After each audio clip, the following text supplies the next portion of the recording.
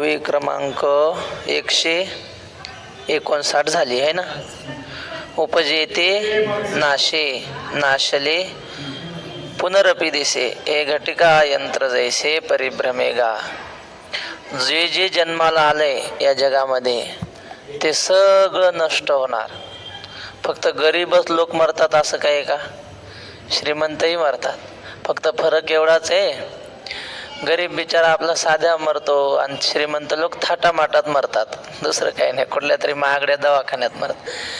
आया है सो जाएगा राजा रंक फकीर, कोई सिंहासन चढ़ चले कोई बंधे जंजीर, कोई बंधे जंजीर.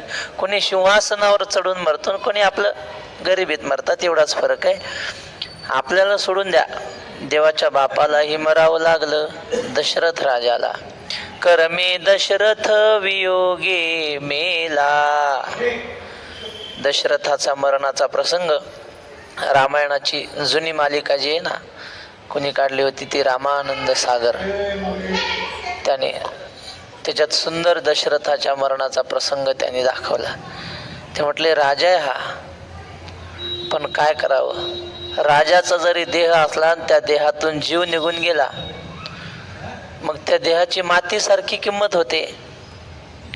असंच आहे. जिय बिन देह ज्योती बिन दिवरा, माटी ही कहलावे हो. म्हणले ज्या देहामध्ये आत्मा राहत नाही ना, ते देह असा, म्हणजे आता आपल्याला काही नाही, पण जीव गेल्यानंतर एक रात्र सुद्धा देह ठेवता येत नाही, लगेच वास सुटतो. आत्म पंछी बिन तन पिंजरा, माटी ही कहलावे हो. त्यात जीव नसला की हे देह म्हणजे मातीच समजली जाते, त्याची काही किंमत राहत नाही. त्या दशरथ राजाच्या प्रसंगामध्ये तुम्ही पहा, त्या दशरथ राजाला भरत आणि शत्रुघ्नानं खांदा दिला होता. राम लक्ष्मण तर गेले आणि खांद्यावर पुढे दोघेही, एका बाजूला भरत एका बाजूला शत्रुघ्न, आणि तो प्रसंग असे खांद्यावर याला नेत आहेत दशरथ राजाला. तर त्यांनी असं तिथं म्हटलंय, लहानपणी बाप लेकराला खांद्यावर घेऊन खेळवतो, त्याला फिरवतो. बालपने में पिता पुत्र को कांधे पे दुलरावे हो, कांधा देकर उस दुलार का बेटा मोल चुकावे हो. त्यांनी म्हटलं लहानपणी बापाने यांना खांद्यावर घेतलं होतं ना, आता बापाला खांदा देऊन बापाच्या ऋणातून मुक्त व्हायलेत. म्हणजे सांगण्याचं तात्पर्य काय, म्हणले स्मशानामध्ये जेव्हा शरीर येतं, राजा होया रंक उसी की एक दशा हो जावे हो. राजा असो नाही तर रंक असो, शेवटी सगळ्यांना मरावं लागतं, हा सिद्धांत आहे.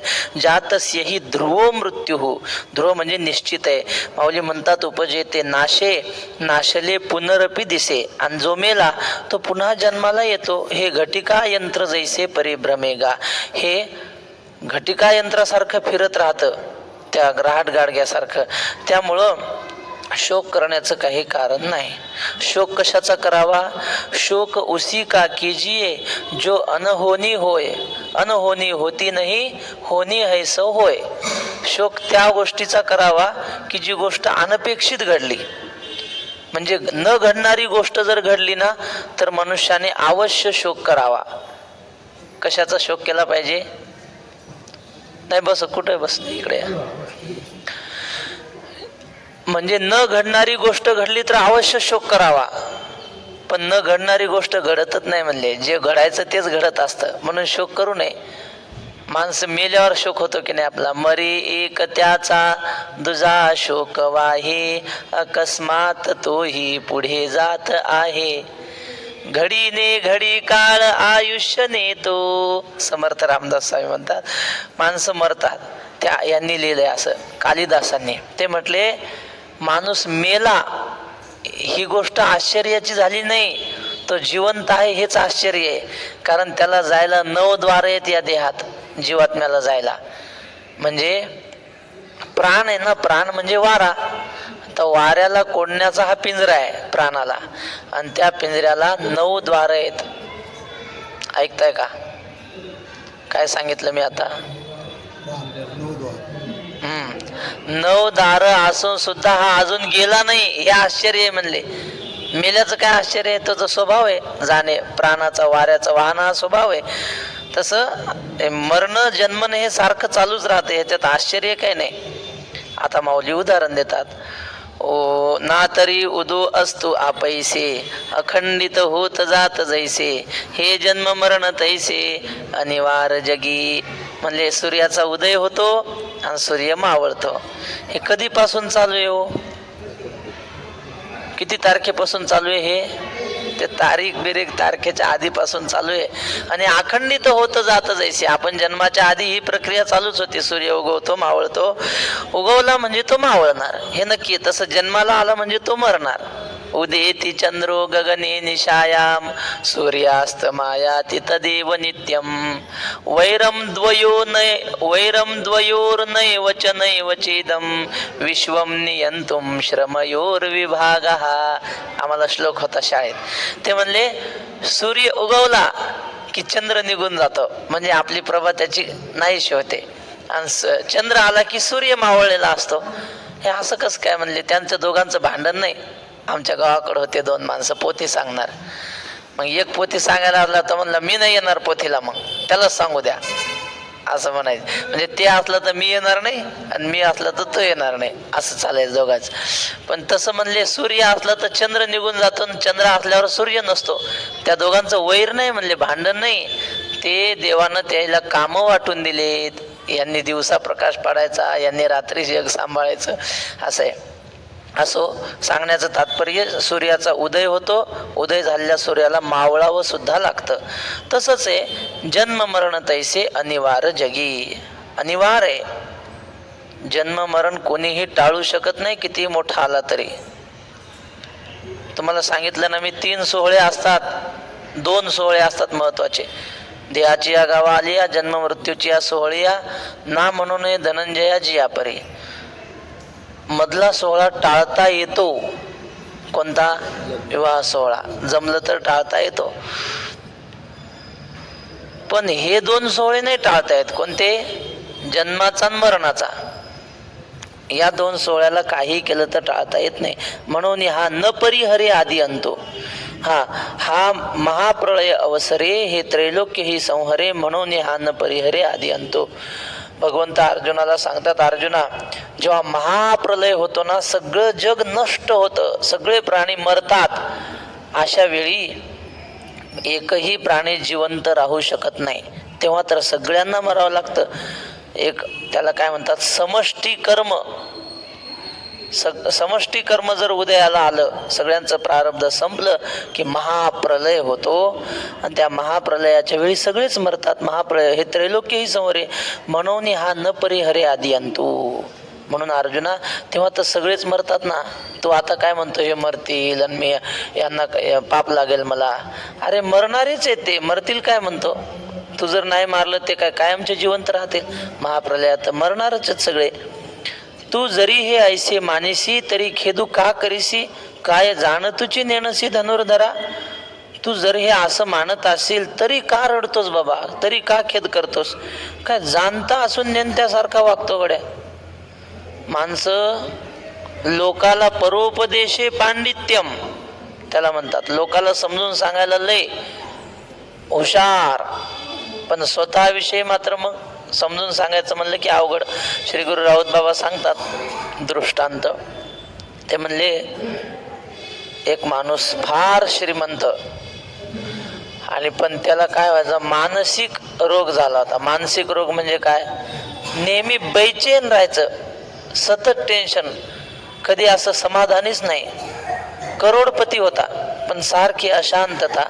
मग तो मेंटल हॉस्पिटलमध्ये गेला, मानस रोग तज्ज्ञाकडे गेला आणि त्याला सांगितलं, डॉक्टर साहेब, माणसाला जेवढ्या इच्छा असतात ना मिळवण्याच्या, ते सगळं माझ्याकडे आहे.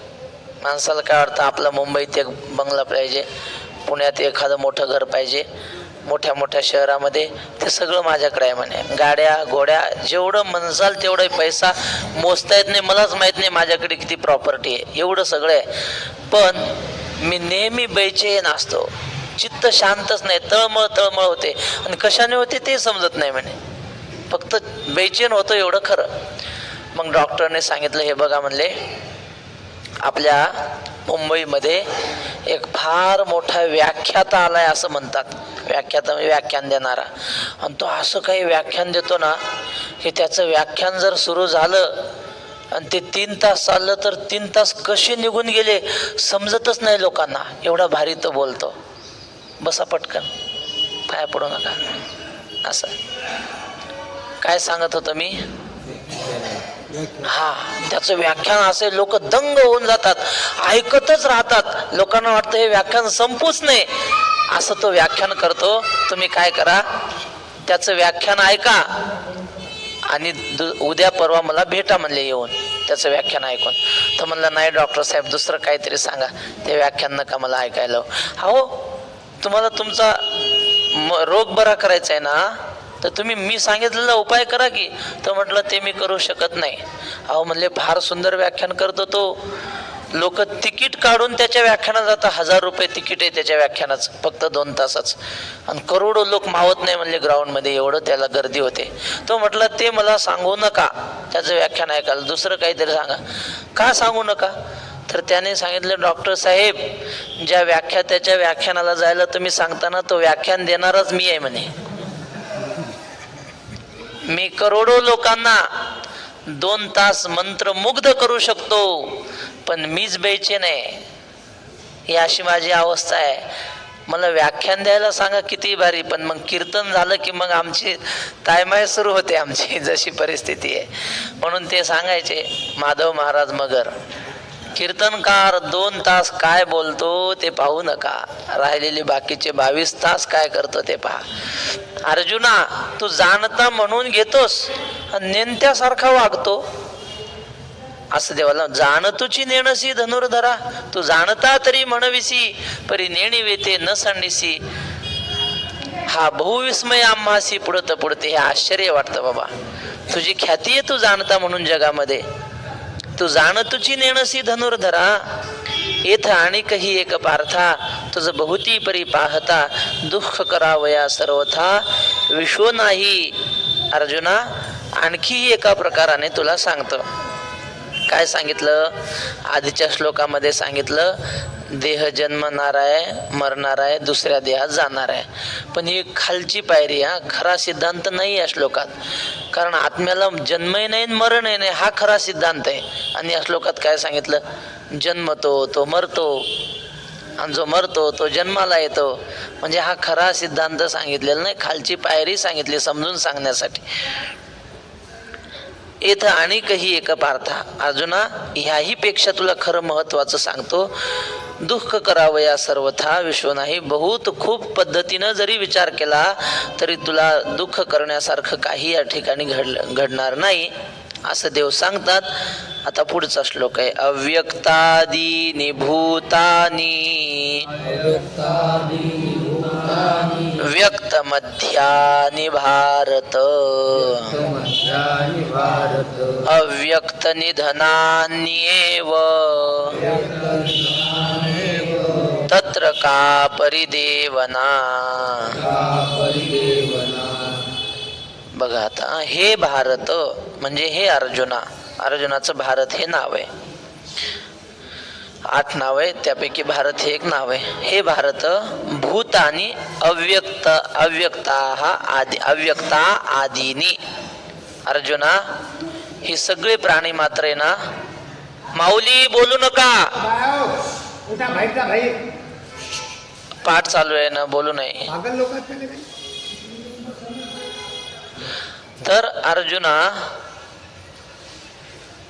इकडे जाऊ द्या. भूतानी अव्यक्तादीनी.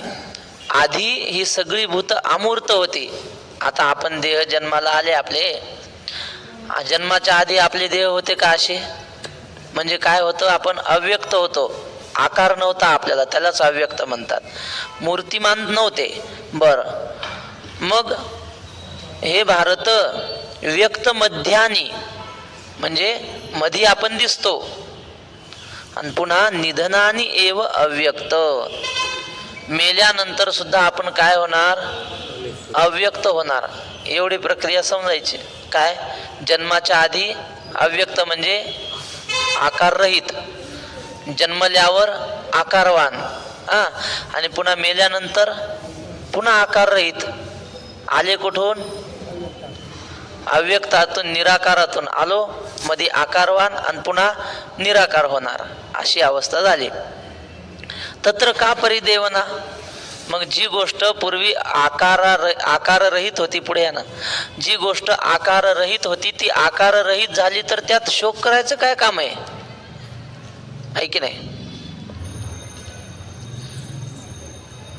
जिये समजते ये भूते जन्मा आधी अमूर्ते, मग पातली व्यक्ती ते जन्मलेया. ही सगळी भूत मात्र जन्माच्या आधी अमूर्त होती.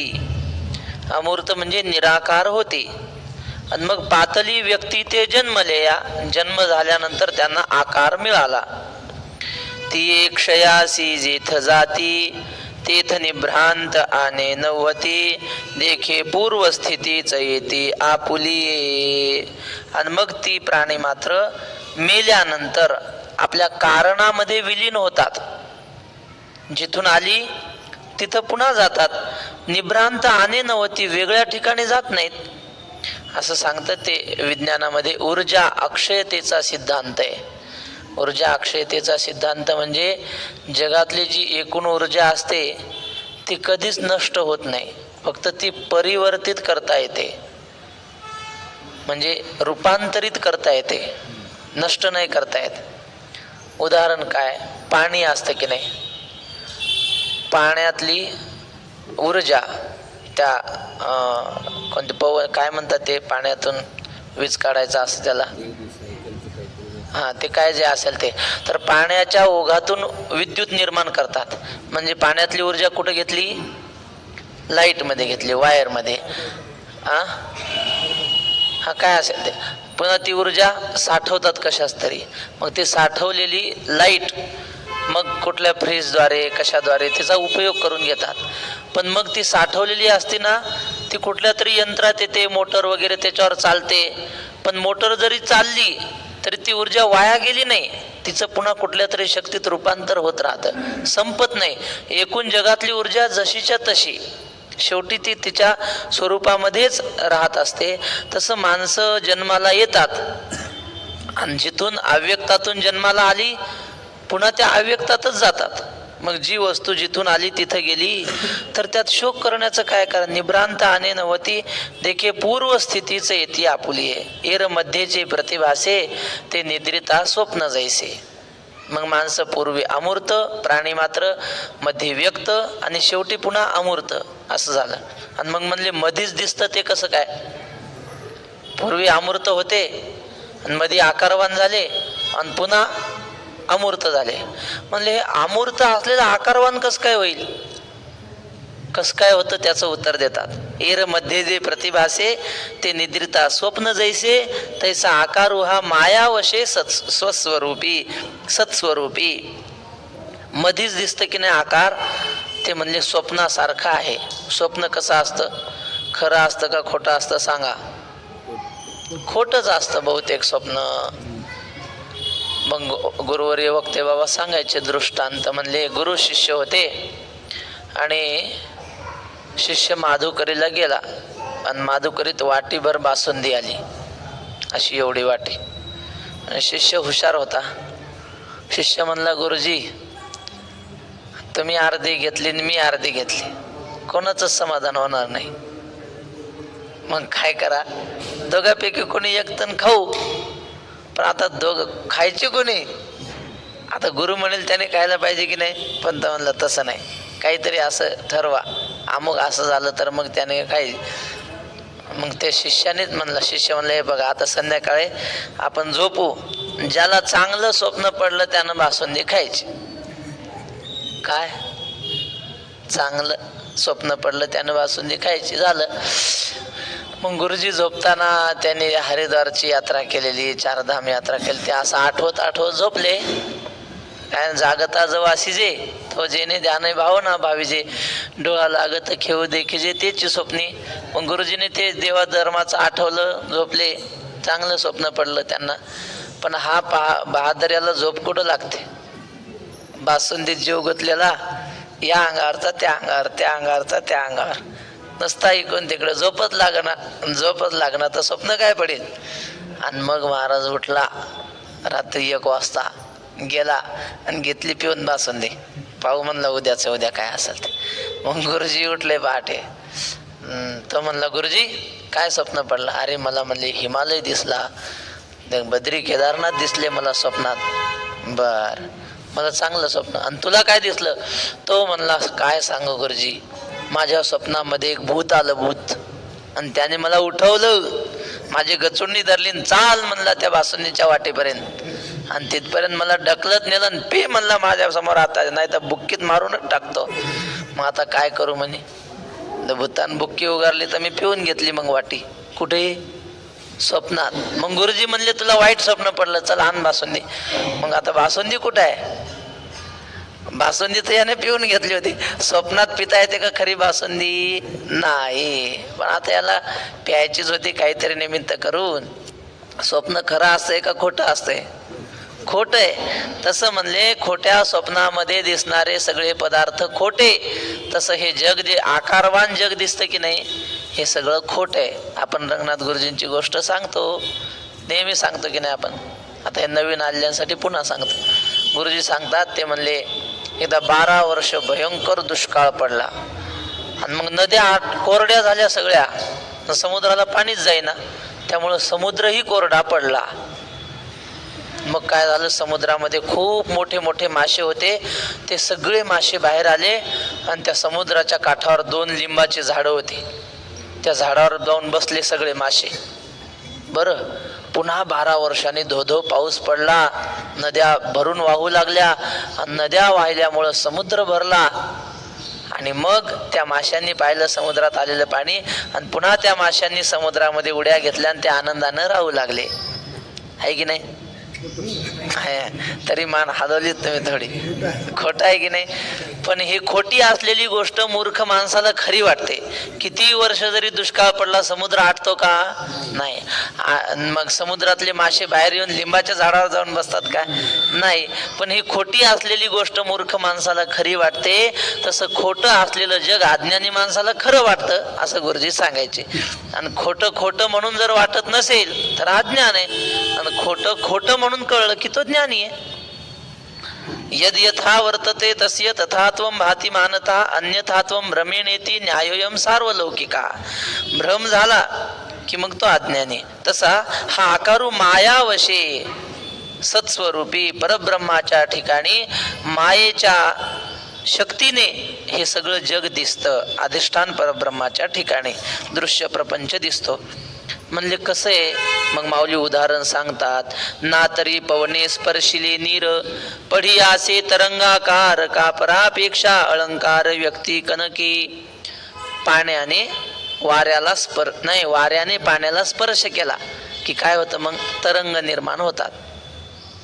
बर, मग आता तरंग निर्माण झाले म्हणजे काही वेगळं निर्माण झालं का? काही जन्माला आलं का नवीन? काहीच नाही. फक्त पाणीच वाऱ्यानं हल्लं, ते अशा लाटा तयार झाल्या. लाटा आणि पाणी हे वेगळं नाहीच. तसं हे प्राणी मात्र जे निर्माण झाले ते परब्रह्मापासून वेगळे आहेत का? नाही. ते ब्रह्मस्वरूपावरचेच लाटा आहेत. त्या विचारसागरात आहे ना, माझे अपार स्वरूप समुद्रावरती जणू तरंग ब्रह्मा विष्णू महेश गणपती सूर्य चंद्र यम वरुण मिरविती देवी कुबेरही तैसेची. हे सगळं जग म्हणजे ब्रह्मरूपी समुद्रावरच्या लाटा आहेत. हे अवतार जे सकळ, जे समुद्रीचे का कल्लोळ, विश्व हे मृगजळ जया रश्मीस्तव भासतसे. भगवंताचे अवतार म्हणले त्या ब्रह्मरूपी समुद्रावरच्या लाटा आहेत. आज एक अवतार आहे ना देवाचा, बघा बरोबर अवताराची ओवी आली. पाहू ना आज थोडं आपण 5 मिनिटं शेवटी. तर का परापेक्षा अलंकार व्यक्ती कनकी. एखाद्या अज्ञानाला वाटतं पाण्यावर नवीन तरंग जन्माला आले, जन्माला नाही आले, ते पाणीच आहे.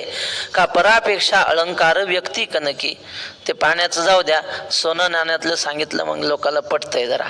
मग ज्ञानेश्वर महाराजांनी आपल्या आवडीचं सांगितले, पहा लोकापाशी सोनं असतंय पण ते सोनं तसंच घातलं की शोभत नाही.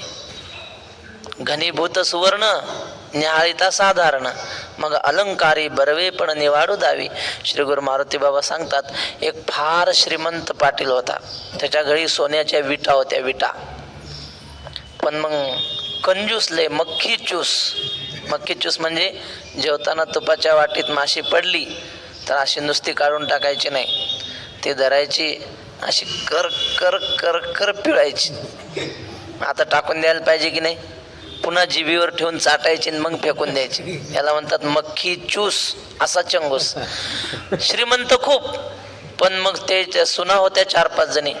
एका सुनेला सोनं अंगावर घालायला दिलं नाही.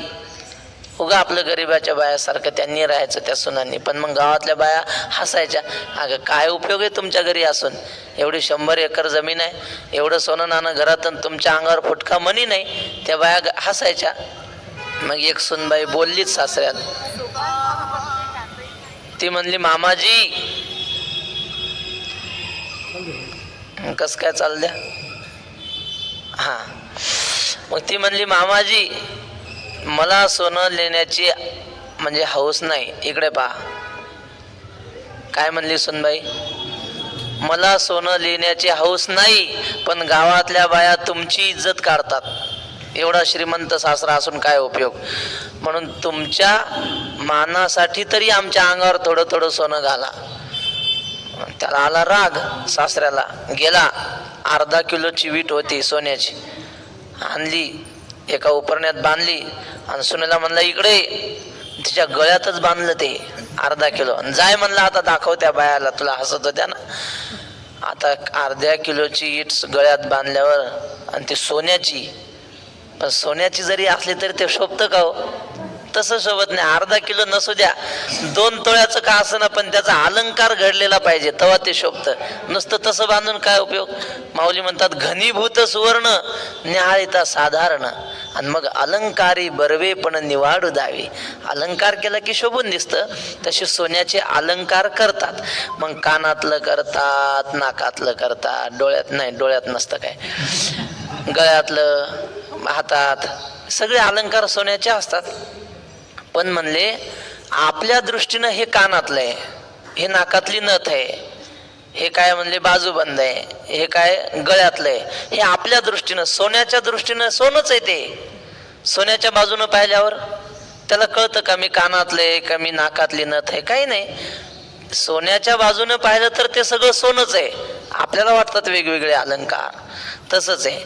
तैसे सकळ हे मूर्त जाणपा माया कारित, जैसे आकाशी बिंबत अभ्रपटल. तसे सगळे आकाराला आलेले पदार्थ हे मायाकार आहेत, म्हणजे मायेनं दिलेले आकार, खोटे आकार आहेत. आपण जर खऱ्या स्वरूपाच्या दृष्टीनं पाहिलं तर सगळे ब्रह्मरूपच आहेत, कोणीही आकार नाही. ही स्त्री आहे, हे पुरुष आहेत, हे अमुक जातीचा, हा तमुक जातीचा, हा माणसाच्या दृष्टीनं. पण स्वरूप दृष्टीने पाहिलं तर सगळे परब्रह्म स्वरूपच आहेत, हे माऊलींना सांगायचंय. हे सगळं कशासाठी हो, हे सगळं विषय कशासाठी चालला सांगा बरं. अर्जुन म्हणत होता ना हे मरतील, मला पाप लागेल, कसं काय करू. अरे ते जन्माला झाले नाही तर मरणार काय, असं सांगायचं. आत्मदृष्टीनं सांगितलं, देहदृष्टीनं सांगितलं आणि जीवदृष्टीनं सांगितलं. म्हणले हे बघ, देह मरणार म्हणून तू भीत असतील तर देह जन्मणार आहे, मरणार आहे. आताच आपण पाहिलं वासांशी जीर्णानी यथावी हाय नवानी गृह्णात. हा, देहदृष्टीने जातस यही ध्रुव मृत्यूर, आणि जीवदृष्टीने वासांशी जीर्णानी, म्हणजे जीव हा मरतच नाही, ह्या जन्मातून दुसऱ्या जन्मात जातो, एवढंच आहे त्याचं. आणि आत्मदृष्टीनं हे आता सांगतात. आत्मदृष्टीनं आत्मा जन्मतही नाही मरतही नाही. अच्छेद्यो यमदाह्योय मक्लेद्यो शोष्य एवच असा तो आहे. म्हणून तू शोक करू नको, युद्धाला नाही म्हणू नको, हेच तात्पर्य शेवटी सांगायचंय. आणि खरं तात्पर्य हेही नाही, खरं तात्पर्य आपल्याला आत्मज्ञान करून देणं अर्जुनाच्या निमित्ताने हे तात्पर्य आहे. तैसे आधीची जे नाही तया लागी तो हृदय तैसे सकळ हे मूर्त जाणपा माया कारित जैसे आकाशी बिंबत अभ्रपटल. तसे मूर्त म्हणजे सगळे आकाराला आलेले हे पदार्थ कसे आहेत? मायेच्या शक्तीनं आकाराला आलेले आहेत. माया कारित जैसे आकाशी बिंबत अभ्रपटल. आकाशामध्ये ढग दिसतात, ते ढग नेहमी करता असतात का? थोडा वेळ आपण जर त्याच्याकडे 10 मिनिटं पाहत राहिलो ढगाकडे, ते 10 मिनिटं सुद्धा एकसारखं राहत नाही, आकार बदलत असतात आणि थोड्या वेळाने निघूनच जातात ते ढग. ते मूळचे नाहीत, मधीच भासतात ढग. तैसे आधीची जे नाही तया लागी तू रुदसी काही, तू अवीट ते पाही चैतन्य एक. अर्जुना, तसं आधी नसलेले शरीर आधी आहेत का? नाही. आणि मग ते मरणारे आहेत शरीर असं सांगतात. ते बी असतं की नाही, त्या साधक संजीवनीमध्ये असलेलं आहे. बी आपण बुजतो जमिनीमध्ये म्हणा, ते लावतो असं जमिनीत, तर लावल्यापासून त्या बियाचा विकास चालू होतो, लगेच बदल सुरू होतो. आणि मग हळूहळू त्याला अंकुर येतो, अंकुराचं छोटंसं रोप होतं, रोपाचं नंतर छोटंसं झाड, आणि ते वाढत वाढत त्याचं खोड होतं. कालांतराने फळं येतात आणि काही वर्षांनी ते जुनं होतं आणि वाळूनही जातं झाड. ते आहे बीज. आणि त्याचा एका एका क्षणाने, म्हणजे तुम्ही असं म्हणू शकत नाही की आता हे रोप आहे, रोप आहे म्हणता म्हणता सुद्धा ते झाड होत असतं. आता हे झाड आहे, नाही नाही, ते आता वाळून चाललंय. त्याला एक स्थिती नाही अशी, सतत क्षणाक्षणाला त्यात बदल होत राहतो. म्हणून अर्जुना, हे शरीर असं क्षणाक्षणाला नाश पावणार आहे. त्या लागी तू हृदसी काही, त्याच्यासाठी काय रडतोस? मग काय पाहावं तर तू अवीट ते पाही चैतन्य एक. या शरीरामध्ये एक अवीट चैतन्य आहे, म्हणजे न संपणारं आहे, न विकार न पावणारं असं चैतन्य आहे. त्याच्याकडे तू बघ. आपण श्लोक सांगितला होता मागे. एका शिष्याने गुरुजीला प्रश्न विचारला. गुरुजींनी श्लोक शिकवला मुलांना. वदनी कवळ घेता नाम घ्या श्रीहरीचे, सहज हवन होते जीवन करी जीवित्वा. एवढंच म्हणा आजच्या दिवस. जीवन करी जीवित्वा, अन्न हे पूर्ण ब्रह्म, असा श्लोक शिकवला. तो विद्यार्थी म्हणला, गुरुजी काल तुम्ही सांगितलं की परब्रह्म अविकारी आहे, अवीट आहे, सच्चित आनंद स्वरूप आहेत, म्हणजे तिन्ही कालात त्याचा बाध होत नाही असं ब्रह्माचं लक्षण सांगितलं. आणि आज तुम्ही काय म्हणता? अन्न हे पूर्ण ब्रह्म, म्हणजे अन्न पूर्ण ब्रह्म आहे. आणि मग भाजी विटते कशी काय म्हणे? भाकरीला बुरा येतो. ब्रह्म असं होत असतं का विकारी? आणि अन्नाला ब्रह्म कसे काय म्हणले तुम्ही? प्रश्न समजला की नाही? काय समजलं सांगा?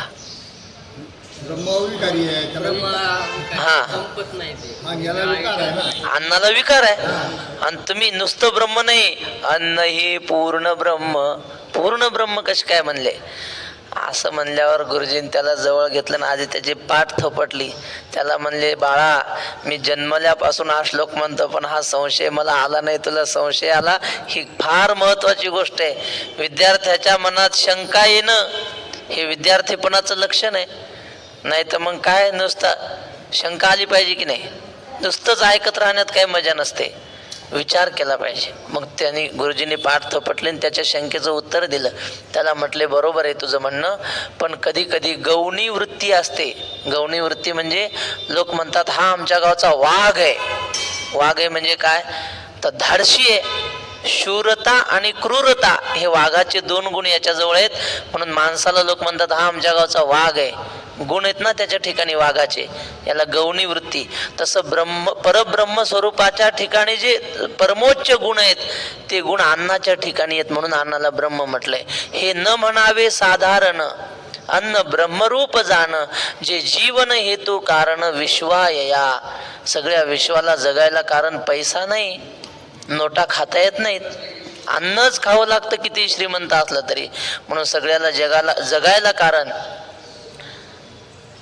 पुन्हा जी ही यज्ञ सिद्धी जाय, कुठलाही सप्ताह असू द्या, त्या सप्ताहामध्ये जर अन्नदान नसेल तर ते अपूर्ण आहे. जी ही यज्ञ सिद्धी जाये, परेशा तोषु होये, ते हे सामान्य अन्न न होये म्हणून या. 3रा अध्याय. परेशा म्हणजे दुसऱ्याच्या अंतःकरणातला आत्मा संतुष्ट करता येतो. ते गंगागिरी महाराज म्हणायचे ना, देने को अन्नदान, लेने को हरिनाम, तजने को अभिमान, तरणे को लीनता, आणि तजने को अभिमान. द्यायचा असेल तर अन्नदान द्यावं. बर, आणखी काय? देणे लेणे, घ्यायचा असेल तर देवाचं नाव घ्यावं, सोडून द्यायचा असेल तर अभिमान सोडावा, आणि तरुण जायचा असेल तर लीनता धारण करावी. तसं अन्नदानाचं महत्व. कशाहून आठवलं हे? अवीट, कधी न विकार पावणारं परब्रह्म स्वरूप आहे. त्या परब्रह्मा स्वरूपाकडे बघ अर्जुना, तू अवीट ते पाही चैतन्य एक. जयाची आरती. आता पुढच्या श्लोकाचं अवतरण माऊली असं गुंफून देतात. पहिल्या श्लोकाचं आणि दुसऱ्या श्लोकाचं एकमेकात कडी घालतात ना. आता पुढच्या श्लोकाचं अवतरण आहे. जयाची आरतीची भोगित, विषयी त्यजिले संत, जया लागी विरक्त वनवासीये. ज्या परब्रह्माच्या प्राप्तीची म्हणजे तीव्र इच्छा मनात ठेवून, आरती म्हणजे काय? तीव्र इच्छा ठेवून, विषयी त्यजिले संत, सगळ्या संतांनी विषयाचा त्याग केला. वैकुंठवासी बाबा वक्ते बाबांनी एक वाक्य सांगितलं होतं. ते म्हणले, जर देवाची इच्छा असेल तर विषयांना विषाप्रमाणेच समजलं पाहिजे. विषय त्यागल्याशिवाय देवाची गोडी मिळत नाही. ते मुंग्या होत्या, काही मुंग्या अशा सुधारलेल्या चांगल्या, आणि मग त्यांना एक मुंगी भेटली, ती अशी वाळून गेलेली. ती मुंगी म्हटली, का ग तुम्ही एवढ्या कशी काय, तुमची तब्येत चांगली? त्या म्हटल्या, त्याचं कारण आहे म्हणले, आमच्याकडे खायला फार चांगलं भेटतं, गुळ खायला भेटतो आम्हाला. म्हणले, चल मग आमच्यासोबत येते का तुला, आम्ही गुळ खायला देतो. पण ही रोज काहीतरी ते मिठाचे खडे का काय म्हणतात व असे घाण खाणाऱ्या होत्या. बर, मग हिनं काय केलं, आता आपल्याला यांच्याकडे जायचंय साखर खायला म्हणा, गुळ खायला, पण मग शिदोरी संघ पाहिजे ना आपल्या. तिनं ते आपलं काय बारीक खडा मिठाचा तोंडात घेतला आणि चालली तिकडं. त्याच्या साखरेच्या ढिगावर गेली. कशी काय लागते आमची साखर? ती म्हणली, कशी काय लागते म्हणजे आमच्या मिठासारखीच आहे. कारण तोंडात काय होता? अगं बाई, ते आधीच मिठाचा खडा सोडून दे, मग या साखरेची चव लागेल, त्याशिवाय लागणार नाही. तसं विषयाची गोडी सोडून दिल्याशिवाय ही परब्रह्माची गोडी कळत नाही. विषयान विषवत त्यजेत असं म्हणे. यदि कल्याण इच्छसी तात विषयान विषवत त्यजेत. तसं संतांनी देवाच्या प्राप्तीसाठी विषयी त्यजिले संत. काय नाथ महाराजांनी त्या भरत राजाचं वर्णन केलंय, जेने दिग्मंडळ जिंकिले, समुद्र वलयांकित राज्य केले, नानाविध भोग भोगिले, जे नाही देखिले सुरवरी, जे राज्य वैभव भोगिती, त्यासी कदा नोहे विरक्ती, भरते केली नवल ख्याती, सेविला श्रीपती भोग त्यागे. एवढा मोठा भरत राजा श्रेष्ठ, पण देवाच्या प्राप्तीसाठी त्याने सगळे भोग सोडून दिले. एवढा तो वैराग्यवान झाला तरच देवाची प्राप्ती होते ना. विषयी त्यजिले संत, जया लागी विरक्त वनवासीये. जे वनवासी संन्यासी आहेत ते भगवंताच्या प्राप्तीसाठी सर्वस्वाचा त्याग करून विरक्त झालेत. दिठी सुनी जयाते ब्रह्मचर्यादी व्रते, मुनीश्वर तपाते आचरताती. ज्या आत्मस्वरूपाकडे दृष्टी ठेवून ब्रह्मचर्यादिकासारखी कठोर तपश्चर्या करतात लोक. स्वामी विवेकानंदांनी असं लिहिलंय. ते म्हटले, ब्रह्मचारी जर राहिला माणूस, तो काही साधना करो न करो, पण त्याने विवाह टाळला, यातच त्याने अर्धा संसार जिंकला म्हणले. बाकी मग साधना केल्यावर तर मग देव भेटलाच, पण तेवढं जरी त्याने सांभाळलं तरी त्याने अर्धा मार्गक्रमण झालं त्याच. पण ते सोपं नाही. तर अशा प्रकारचे ब्रह्मचर्यादिकासारखे कठीण व्रत कायिक, वाचिक, मानसिक, शारीरिक अशा प्रकारची तपश्चर्या करतात लोक. कशासाठी? देवाच्या प्राप्तीसाठी करतात. समर्थ रामदास स्वामी म्हणतात, देवाच्या प्राप्तीसाठी कितीतरी लोकांनी देह त्याग केला, देहाची पर्वा केली नाही. की ते की देह त्यागिले तुझ लागी, पुढे जाहले संगतीचे विभागी. कितीतरी लोकांनी त्याग केला. आणि मुनीश्वर तपाते आचरताती, जे मननशील मुनी आहेत ते तपश्चर्या करतात. तपश्चर्या म्हणजे श्री गुरु राऊत बाबा सांगतात, यद जे दुर्लभ आहे, अत्यंत प्राप्त होण्यास कठीण आहे, तत्सर्वम तपसा साध्यम. यद दुर्लभम यद दुराराध्यम तत्सर्वम तपसा साध्यम.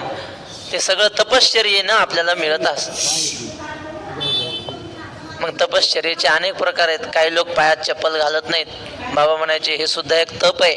पायात चप्पल न घालणं 4 महिने म्हणा, काय असेल ते, हे सुद्धा एक तपश्चर्या आहे ना. ज्याने शरीराला शरीर शोषणा नावे तपवा, शरीराला थोडा त्रास होणं त्यालाच तप म्हणतात. आणि अशा प्रकारचे हे थोडं सांगितलं. कठोर तपश्चर्या करणारे लोक आहेत.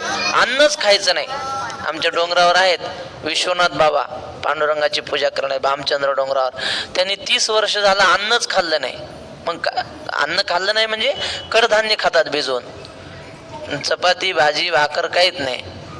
तुम्हाला वाटतं मग पोट तर कशाने भर? तसं नाही, जिभीवर ताबा किती आहे. कधी कधी मग आम्ही पंक्तीला भजे करायचो आणि देवाला निवद दाखवाय न्यायचो. पण बाबाचं कधी तेच जिभीला पाणी सुटलं नाही चांगले पदार्थ पाहून. ते मूग, हरभरे, शेंगदाणे, सफरचंद वगैरे फळं खातात आणि कडधान्य खातात रोज अजून ते. आणि तब्येत पाहिजे तुम्हाला वाटेल हे काय तालमीतला पहिलवान आहे की काय, अशी तब्येत आहे. तुम्ही जाऊन बघा भामचंद्र डोंगरावर, वर राहतात. 30 वर्ष झाले, अन्नाचा कण पोटात नाही, कडधान्य खातात. तपश्चर्या आहे ना महाराजी. आणि त्यामुळं काय, तुकोबाऱ्याच्या गाथेतला कुठलाही अभंग सांगा, ते क्रमांकासहित सांगतात सगळं. तुम्ही एक कडवं म्हणायचं फक्त, त्या अभंगाचा क्रमांक, सुरुवात सगळं सांगतात. कशाचं ताकद आहे ही? तपश्चर्या. त्यांचंच दुसरं सांगतो. 30 वर्ष ते बोललेच नाही, काही बोलले नाही म्हणजे फक्त अभंगाचे प्रमाण म्हणायचे. जेवले का? मग तेव्हा जेविले ते संत असं म्हणायचं. काहीतरी प्रमाणानेच बोलायचं आणि विठ्ठल विठ्ठल म्हणायचं. तपश्चर्या आहे नाही. ते मला वाटतं 10व्या अध्यायात आहे. सगळ्यात श्रेष्ठ काय तर मौन. मौनम चैवास्मी गुह्यानाम. गुह्य याच्यामध्ये तपश्चर्येमध्ये सगळ्यात श्रेष्ठ तप सांगितलंय. नाम जप यज्ञुतो परम बाधू न शके स्नानादी कर्म, नामे पावन धर्मा धर्म, नाम परब्रह्म वेदार्थे. सगळ्यात श्रेष्ठ यज्ञ कोणता? तर नाम जप यज्ञ. यज्ञानाम जप यज्ञोस्मी. नामस्मरण करणं हे सुद्धा तप आहे. अशा प्रकारचे अनेक तप लोक करतात. कशासाठी? भगवंताच्या प्राप्तीसाठी करतात. तो परमात्मा कसा आहे ते पुढच्या श्लोकात आहे, ते उद्या पाहू. पण आज आपल्या भारताचाही एक उत्सव आहे आणि जगाचाही एक उत्सव आहे. भारताचा उत्सव म्हणजे भारताचा स्वातंत्र्य दिन आहे आणि जगाचा उत्सव म्हणजे भगवान श्रीकृष्णाचा जन्म आहे. आज पर्व विशेष भागवत धर्मी, नृसिंह जयंती, रामनवमी, वामन जयंती, जन्माष्टमी, उत्तमोत्तमी, शिवरात्री. ज्ञानेश्वर महाराजांनी 10व्या अध्यायामध्ये भगवान श्रीकृष्णाचं चरित्र 5.5 ओव्यामध्ये लिहिलंय. तेवढ्या फक्त 5 ओव्या म्हणतो. जो देवकी वसुदेवास्तव जाहला, कुमारीसाठी गोकुळी गेला, तो मी प्राणाही सकट पियाला, पूतने ते नुघडता बाळपणाची फुली, जेणे मिया अदानवी सृष्टी केली, करी गिरी धरोनी उमाणिली महेंद्र महिमा, कालिंदीचे हृदय शल्य फेडिले, जेणे मिया जळत गोकुळ राखिले, वासरुवासाठी लाविले विरंची सपिशे, प्रथम दशेची पहाटे, माझी कंसायसी अचाटे, महाधेंडे वचटे लीळाची नाशिली, हे काय किती एक सांगावे, तुवाही देखिले ऐकले असे आघवे, परे यादवा माझी जाणावे, हेची रूप माझे गोपाल कृष्ण भगवान की जय. झालं सगळं चरित्र माऊलींनी 5 ओव्यामध्ये लिहिलंय भगवान श्रीकृष्ण. अध्याय 10वा ते काय हो श्लोकातला शब्द आहे ना, म्हणजे यादवामध्ये मी कृष्ण आहे असं त्याचं भाषांतर माऊलींनी 5 ओव्यात केलंय. वृष्णी नाम वासुदेवोस्मी या पदावर आहे. रामायण पण आहे 4-5 वेळात रामायण राम शस्त्र भृतामहम, त्याच्यावर माऊलीने रामायण लिहिले. असू द्या. तर आज स्वातंत्र्य दिवस आहे. थोडंसं सांगतो 2 मिनटं. भगतसिंग होते ना, ते असं इंग्रजांना कुठं मारायचे, कुठं त्यांचं ते लुटूनच आणायचे. त्यांच्या आझाद यांच्यात होते ते आपले चंद्रशेखर आझादांची काय ते सेना नाही, ते सुभाषचंद्र बोसांचं होतं. आझाद हिंद फौज त्यांची होती, यांचं काहीतरी होतं बघा. तर त्यांच्या संघटनेमध्ये होते भगतसिंग. नाही, इन्कलाब जिंदाबाद त्यांचा नारा होता, त्यांची संघटना काहीतरी होती. तर मग त्याच्यामध्ये हे सहभागी होते. मग ते कुठं इंग्रजांचे धाबेत लुटून आणायचे, त्यांचे सगळं संपत्ती लुटून आणायची, कुठं मारा हे चालू सारखं. त्यामुळंच भगतसिंगाच्या अंगावर असे मार लागले होते, जखमा झालेल्या. ते घरी आले भगतसिंग, तर त्यांचे नातेवाईक त्यांना भेटले आणि ते म्हटले, काय पागल आहे का रे? म्हणले, चांगला तरणाट आहेस, लग्न करायचं, विवाह करायचा, घर सांभाळायचं, हे कुठं आहे तुला नाद लागलाय स्वातंत्र्याचा? पागल आहे का तू? असं नातेवाईक म्हणले त्यांना. तर म्हटलं, हो आम्ही पागलच आहेत, पण तुम्हाला खरं सांगू, आम्ही पागल आहेत हेच चांगलं आहे म्हणे. तुम्हाला वाटतं ना माझ्या अंगावर जखमा आहेत, ह्या जखमा नाहीत, तुम्हाला जखमा दिसतात आणि आम्हाला ते फुलं वाटतात म्हणे. सीने पर जो जख्म है सब फूलों के गुच्छे है, हमें पागल ही रहने दो, हम पागल ही अच्छे है. आम्हाला वेडच राहू द्या. आम्हाला माहिती आहे आज जर आम्ही असं वेडेपणा केला नाही तर उद्या भारत स्वातंत्र्य होऊ शकणार नाही. लोकांना वाटतं महात्मा गांधीमुळे स्वातंत्र्य मिळालं. कायच महात्मा गांधीमुळे मिळालं का? या लोकांनी जीव दिले ना महाराज, आयुष्यानं मिळत नसतं. पुन्हा ते सुभाषचंद्र बोस होते ना, ते गाव जाऊन सभा घ्यायचे. तुम मुझे खून दो मैं तुम्हें आझादी दूंगा. तुम्ही मला म्हणजे रक्त द्या, तुमची मुलं बाळ मला द्या, मी तुम्हाला स्वातंत्र्य मिळवून देतो. एक आंधळा पोरगा तो म्हणला, आई मला पण जायचंय सुभाषचंद्र बोसासोबत लढायला. दोन्ही डोळे नाही. आता ते सारखं नादच लावला. ती म्हातारी घेऊन आली, सुभाषचंद्र बोस सभा झाल्यानंतर बसलेली त्याच्याकडे घेऊन आली आणि म्हटली, महाराज माझा पोरगा म्हणतोय तुमच्या आझाद हिंद फौजेत यायचं. त्यांनी पाहिलं आणि बाबूजी म्हणले, याला नेऊन उपयोग काय? म्हणले, आमचा आम्हाला लढाईसाठी सैनिक पाहिजे ना, हा आंधळा आहे, कसं काय करू? तो आंधळा पोरगा म्हटला, मी लढाई करू शकत नाही, पण शत्रूकडून येणारी एक गोळी अडवण्याची शक्ती माझ्यात आहे, बस तेवढी सेवा मला करू द्या. अशी महाराज प्रत्येकाने या स्वातंत्र्यासाठी प्राण दिलेत. महात्मा गांधीचं योगदान नाही असं नाही, पण जो शहीद हुए हे उनकी जरा याद करो कुर्बानी. जे शहीद झाले त्यांची आज आठवण करण्याचा हा दिवस आहे. त्या सगळ्यांच्या चरणी, क्रांतिकारकांच्या चरणी नतमस्तक होऊ आणि थांबा, हे बंद करून सांगतो.